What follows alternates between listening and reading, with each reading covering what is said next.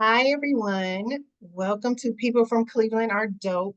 Today's interview features Mr. Timothy Woods. Tim is a renowned financial leader, deeply committed to sustainability, with a history of transformative leadership across various sectors.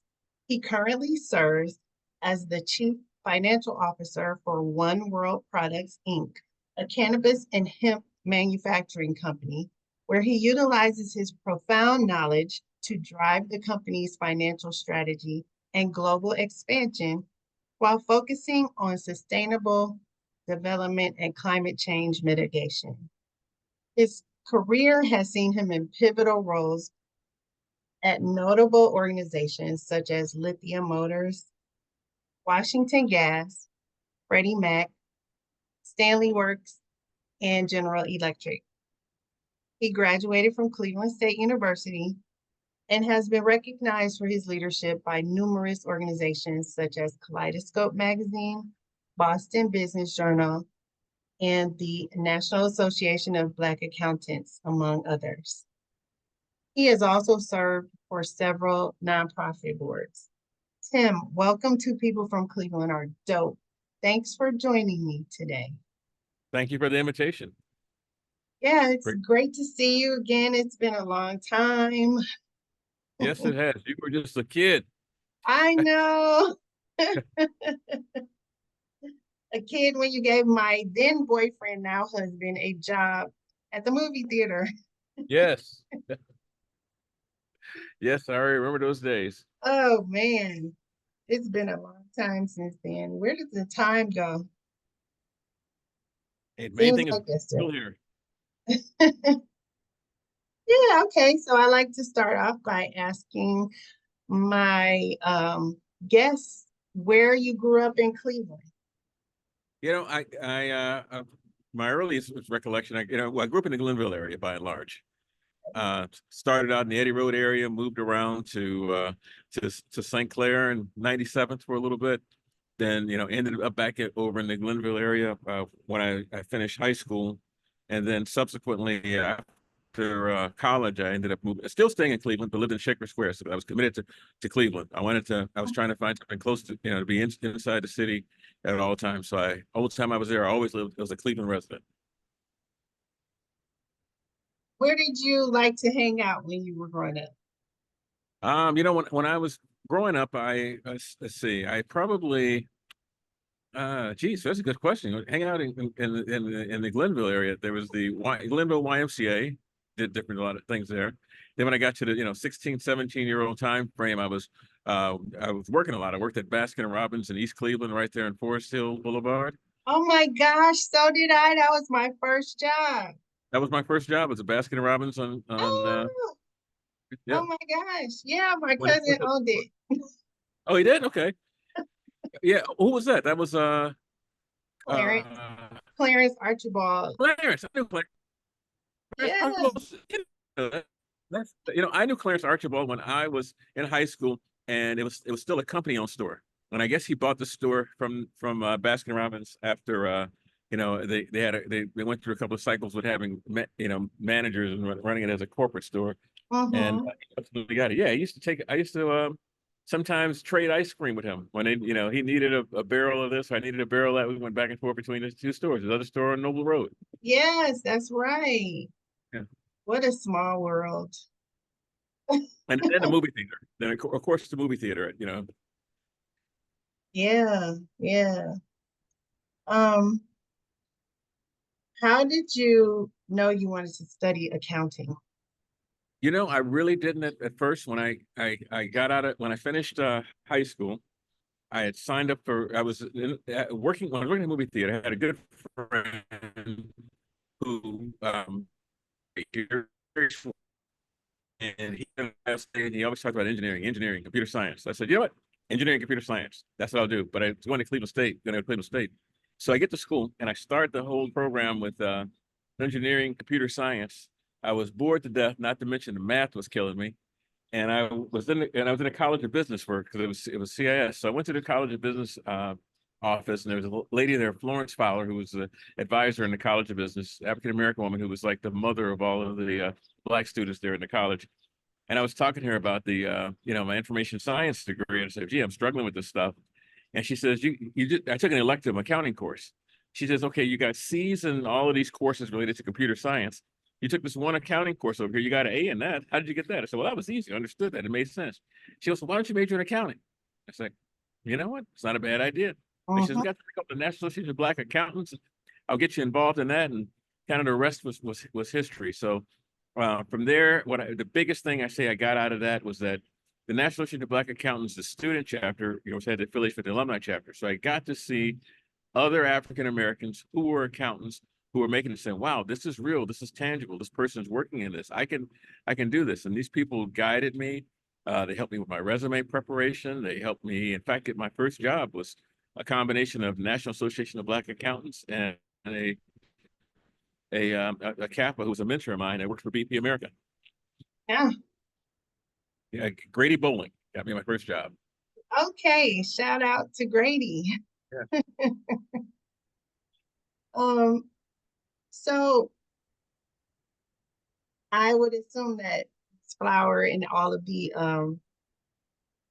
other NABA members influenced you. Was there anybody else that you would consider like one of your biggest influences?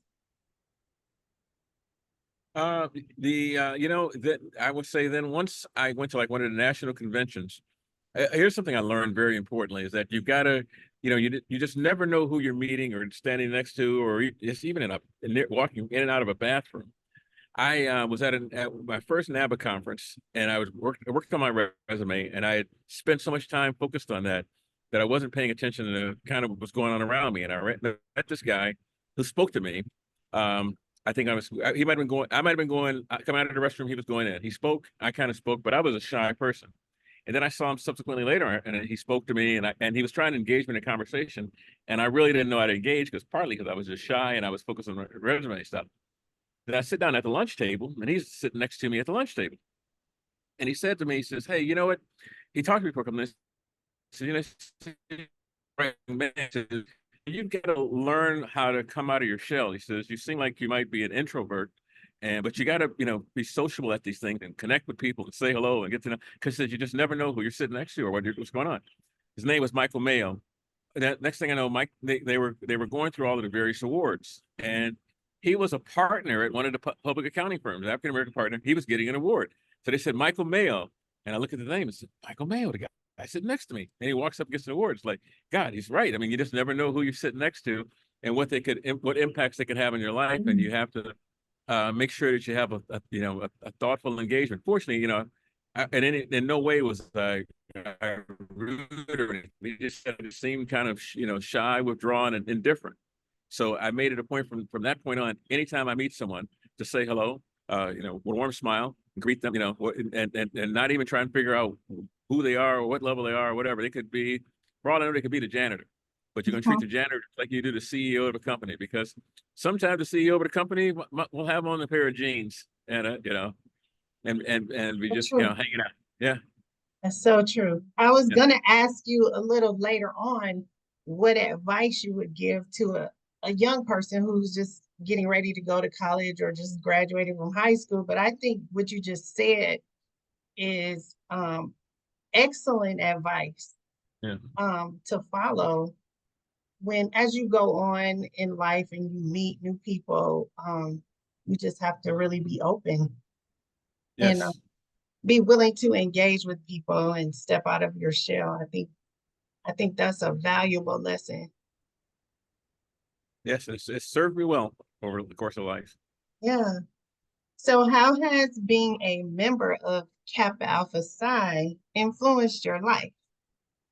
Being a member of Kappa Alpha Psi has influenced my life in terms of exposure to to people that just all stages of life, or and success, from undergrads like myself at the time who were trying to make their way through, to even meeting people like Reginald Lewis, the Mm, first billionaire, with Beatrice Food, when I was, and it was a combination of NABA and Kappa Alpha Psi. At the time, I was an interest of Kappa Alpha Psi, and he was the keynote speaker at a NABA convention about a year or two before he passed away. And I went up to the dais and I introduced myself to him. And I told him I was respected member of Kappa Alpha Psi. He shook my hand and was very gracious to me and kind and thoughtful. And it's like, wow, this is an amazing situation. Too bad we didn't have camera technology like now, where you can have somebody take a picture with their phone. But to say Yeah. that I had a chance to shake the hand of a Reginald Lewis. The other influence, like say, my first job out of college was because of a Kappa who, who I was in the chapter at the university. He says, "Hey, bring me your give me your resume. Let me take a look at it." And come down to my office and meet with me. And I went to his office to meet with him. And I got there, my resume had red ink all over it. It looked like it was a college paper. And he's like, change this to this, da, da, da, da, da. And I was like, oh my God, I felt horrible. But ultimately, I sucked it up and did it, redid the resume, and he got me an offer with BP America. And the big impact I say that made on my life subsequent to that is that every chance I have to mentor a younger person, I take it. Even today, I just reason I'm at the Kappa House today is a young man who I've taken. I'm mentoring now. He's from Ghana, originally from Ghana. His family is. He was born here, but his family's from Ghana. I'm friends with. I became because I started speaking to people. I became friends with the former ambassador to Ghana during the Clinton administration, and so I set up a meeting for him, the Kappa, and then another mentee of mine who worked with me at Washington Gas for them to meet the ambassador of Ghana, and they had a ball. We spent over 2.5 hours together today, just talking. I learned so much about Ghana. It was unbelievable. That's incredible. Profound influence. Yes. It's what Kappa Alpha Psi has had on you. Yes. So according to your bio, you have undergone many hours of self-study related to ESG principles and sustainability. Can you tell us more about ESG for people who don't know what that is, and what led to your passion for ESG? Okay. So the ESG in terms of the environmentally sustainable governance. I got interested in that when I got involved with I had an interest when I worked at Washington Gas, and I learned about sustainability from us having a side part of our business that was focused on getting people into solar and how important solar was in terms of greenhouse gases and learning about that. So once I had that understanding about greenhouse gases and seeing what's happening to our world, it was always a kind of a sidebar passion of mine, but nothing I had an opportunity to really invest in until the opportunity came along. We worked with NBA Hall of Famer, legend Isaiah Thomas in the industrial hemp space. And what he talks about it with such passion and the ability for industrial hemp to be something that allows us to reduce our dependency on using trees, and to use hemp as that fiber replacement for paper, and the ability for it to be combined with plastic and make parts for automotive cars lighter and things of that nature, and reduce our use of non-renewable things. That really said, wow, this is something I really want to do and invest in. And so I invested he had invested a whole lot of time and knew more about it than anybody I knew at the time. And I got me fired up to do it. So I spent hours of reading books and looking at, there's so much stuff online video wise, you can self-teach yourself about this and how you can make a difference in the world. Why at this point in my life, my whole goal is to work on leaving the world better than it was when I came. And I think I'm probably paraphrasing something that Isaiah once said in that regard. But yes, that's important. If you can make the world a little bit better than it was when you came, not just use up all of the natural resources, but find a sustainable way a path forward for us to allow many generations to enjoy this planet, as opposed to burning ourselves out with fossil fuels and things of that nature. Yeah, I don't think many of us take it seriously enough. Yeah. So I applaud your efforts to try to make the world better than it was before. Let's go back to how you got to this point as the CFO of One World Products. How did this position come about? It's to me, I guess it's all about the network per se. Mhm. So I before joining One World Products, I was working with one of my fraternity brothers who owns car dealerships, and I served as their in a general management type role at a store, general sales manager. And he sold the store. And when he sold the store, I was looking to do something different career wise. And I talked with a friend of mine I had worked with at the company, Freddie Mac. I said, "Hey, I'm looking around for some opportunities, and I would love to support a business that has something to do, that's environmentally conscious." And he goes, "Hey, I got this friend that's in the industrial hemp business and the champagne business, and is looking for a CFO. Would you be interested?" I said, "Sure. What's the company? And who is it?" He said, "I can't tell you." I said, "Why?" He says, "He's a public figure." I said, "What do you mean?" He says, "A public figure." He says, "I don't want to tell you who it is, and then turns out, maybe he doesn't want to hire you, and then you'll be mad or whatever." And it's like, well, okay. So I didn't know. So I gave him my resume, and then he called me back and he says, "Hey, good news. He's interested in having a conversation with you." And I said, "Okay, who?" And then he tells me it's Isaiah Thomas. And I'm like Isaiah Thomas, like, Pistons? He's like, "Yeah." And it's like, "No, you're kidding." He said, "No, no, really." He says, "Okay." And, then he says, I'm going to give him your phone number and he'll give you a call. And Isaiah did. And when he gave me a call, he was such a personable guy in terms of how he talked and and his passion about the business and things of that nature. One of the things I always remember about him, him in terms of his leadership style was interesting. He said that to me. He says, "Look," he says, "when I played in the NBA, and I know I'm not going to get his exact words right." He said, "When I played in the NBA, he says, I was a great player because I had a great coach." And he says, "As a CEO of a company," he says, "the people who are on my team are also my coaches. So they have to, guide me and tell me what's going on and be a part of that. Are you comfortable with not only being able to do your job, but being able to coach?" And I'm like, "Coach the Isaiah Thomas?" It's like, but I was hooked, from that point on. But again, and the guy recommended me to Isaiah because of my reputation I'd had in terms of coaching and developing other people. And he told Isaiah when we had the introduction, he says, "Hey, Tim has spent when he worked at Freddie Mac, he did nothing but work on trying to get people promoted. He was always the master mentor of others. And that came from my experience with Grady Bowling, Mike Mayo, and all those people before me that every day I get up, I feel like I got to pay it forward for what these guys took the interest in and helping me have an opportunity to move forward." Wow, that's an incredible story. And again, just goes to show you that um, you should always be nice to people on your way up, along the way, because you never know when somebody is going to pay that back to you. Yes. That's wonderful. What's your favorite thing about your job? The favorite thing to me is continuous learning. I believe that, as we're navigating this world of industrial hemp, learning the various applications. But I first came on board, I just knew there was a cannabis plant, and I thought cannabis was marijuana. Well, cannabis is a species, and it has two subspecies, marijuana and hemp. Hemp has little to no THC, which I didn't even know what THC was before, but I guess that's the psychoactive part. And I knew nothing about that, but I learned all of this in this process. And the biggest thing for me is awakening of ideas, learning things about how industrial hemp takes more carbon out of the atmosphere than trees do.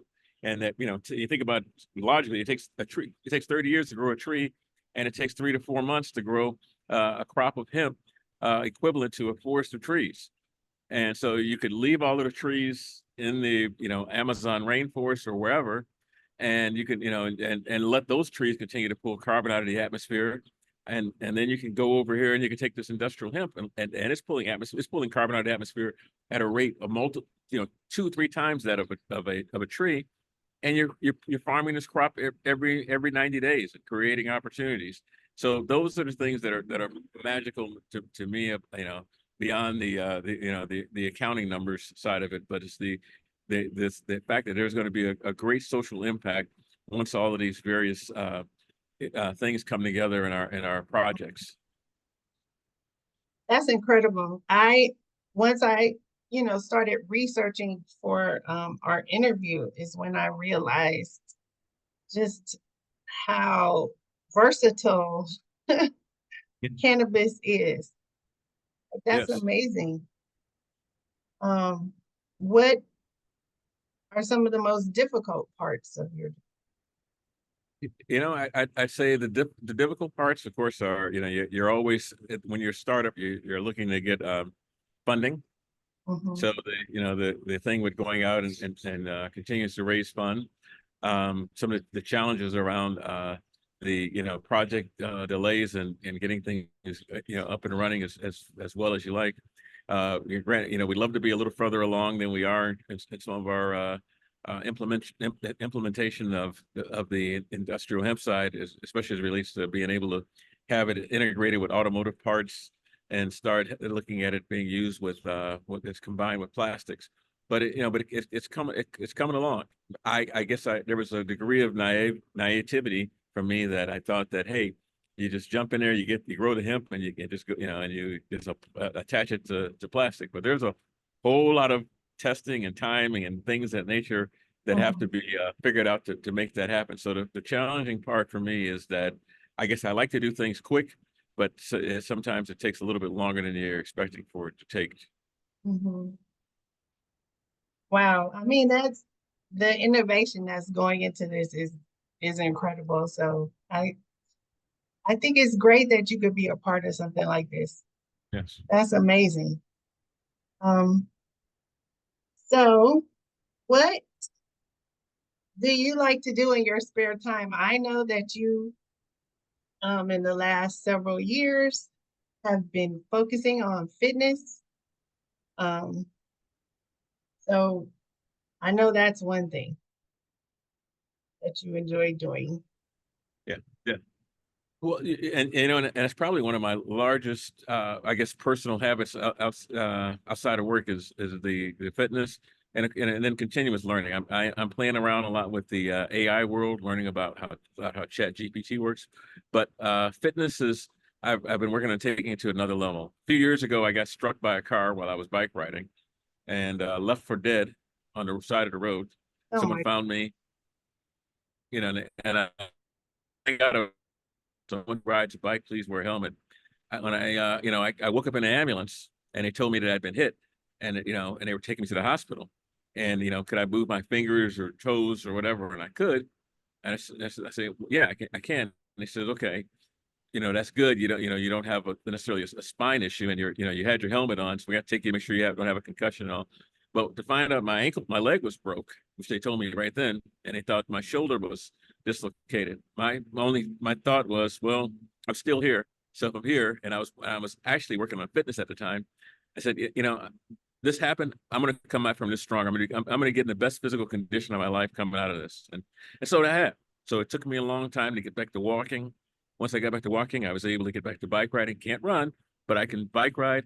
I can do what's called a stair machine, and I dropped like almost 60 pounds in my fitness journey because I figured it's like the biggest thing that you do is if something is what seemed to be an adversity, it's actually an opportunity, and you mm, take those and turn those into positives. If take it the other way and feel sorry for yourself, consider yourself a victim, you just don't have an opportunity. The biggest thing is, never see, and I try never to see myself as a victim, but rather a victor, no matter what the situation that occurs. wow, that's a lesson in resilience. Yeah. Well, I'm glad that you were able to come back from that. Yes. That had to be so traumatic. And perhaps one of the best things that ever happened to me, it happened to me in my life in terms of just, getting me focused on, Hmm. um, focused on thinking about, what's truly important and, Yeah, and how do you, create your own ability to have a legacy. You got to be here. that is very true. Yes. If you could have a meal with any historical figure, who would you choose and why? If I could have a meeting with any historical figure, who would I choose and why? Um, you know, I was uh, I read his biography, Nelson Mandela, Mhm. I would say. And now, interestingly enough, I did get a chance to briefly meet him when he first got out of prison and he came to the United States. It was the same time I was at the National Association of Black Accountants Convention in Los There they Angeles. go again. And he walked right past my hotel room. So we were, my roommate was, and I were, we're getting up in the morning to go to the NABA convention, and we heard that Nelson Mandela was in town. We didn't know he was staying at our exact hotel, and I opened the door, and this entourage was going down the hall with Nelson Mandela. You see the top of his white hair, and you could hear him talking. The cameras all around him, and I said, "Oh my God, that's Nelson Mandela." Didn't get a chance to talk to him, but that's the one person I would love to sit down and talk with, because that's true resilience, to Mhm. have spent 27 years in prison and to come out with a mindset of making the world better. And he harbored no ill feelings toward the people that imprisoned him, and he fought to make South Africa a better country. So I mean, I would just love to just have a half-hour conversation to understand, how did you make it through the 27 years? How do you come out at 27 years on the other Mhm. side of it, and and a better person? So I think of, Right. when you think about things in your life, you say, this is really bad, it's really bad. No, you haven't suffered. You did not spend 27 years in prison, Right. Right. and then came out and changed the world. Yeah. Now I think his son just got banned from Twitter. Oh, really? Yeah. Um, what is your favorite place in the world? My favorite place in the world. I've of the places I've traveled, I say outside the United States. One of the things on my bucket list is to go to the continent of Africa. I want to visit places like Ghana and all. But when I've gone to Europe for work or various things, I'd say my favorite place is Paris. One of my favorite places is Paris. It's Mine too. yeah, I love it. I love the people. I love the environment. I love the just the freedom and the spirit that the people in Paris have. So I understand why there were so many African Americans in the 50s and 60s, the artist people who left this country and went and lived there, because it was just an environment where you didn't feel that that there was black, white. It's just people. And I think that, culturally, we're starting to hopefully get that there in the United States, where this feels like like Europe. Hmm. Yeah. Oh, the United States. Some people just want us to go backwards. Yeah. Uh, We're we just going to continue to keep going forward. we got to keep pressing forward. That's right. Yes. Um, give me three things that you love about Cleveland. Three things that I love about Cleveland. Uh, one, I'm from there. Uh, two, I love the people and the cost of living. Uh, Three, I love the mayor of Cleveland, Justin Bibb. Justin Bibb's good guy. Justin Bibb went to American University and in the DC area. And when Justin was an undergrad, he used to ride home with me to Cleveland for the holidays. So I Oh, met him as a wow. mentee. He was a mentee. Somebody introduced him to me, and he was he was a mentee of mine. And so, he said, "Hey, if you're driving back to Cleveland, can I, hitch a ride?" Sure, Justin, hitch a ride, and we'd ride back. And what's so funny about Justin? Justin is, and like they say, Mike White, when he was in, I don't know, maybe even elementary school, junior high school, always said he was going to be mayor of Cleveland, and he did it. So Justin Bibb would be riding with me back to Cleveland, and he says, "Hey, you ever going to move back to Cleveland?" I said, I don't know if I'm going to move back to Cleveland." He says, "One day I'll be mayor of Cleveland." And I would say, "Well, yeah, that's great." He says, "You believe me, right?" He said, "I'm not crazy. You don't think I'm crazy, do you?" I said, "No, I think you're crazy." He said, "I'm going to be mayor of Cleveland one day." He says, "What? Just watch, just watch. I am going to be mayor of Cleveland." And sure enough, Wow. he did it. And I think he's doing a phenomenal job as mayor. So I love that about Cleveland, is that this young man who is at American University. He did a variety of other jobs, on his way there, but he truly has the passion of making Cleveland a success, and doing everything in his power to make it happen. So I'm so proud of him and what he's doing there. So yes, that's one of the things I love about Cleveland is the mayor. Oh, that's great. Yeah, yeah, Well, I want to say thank you sure. for spending time with me today, taking time out of your busy schedule. Um, I appreciate you coming on to speak to the people and hope to see you again soon.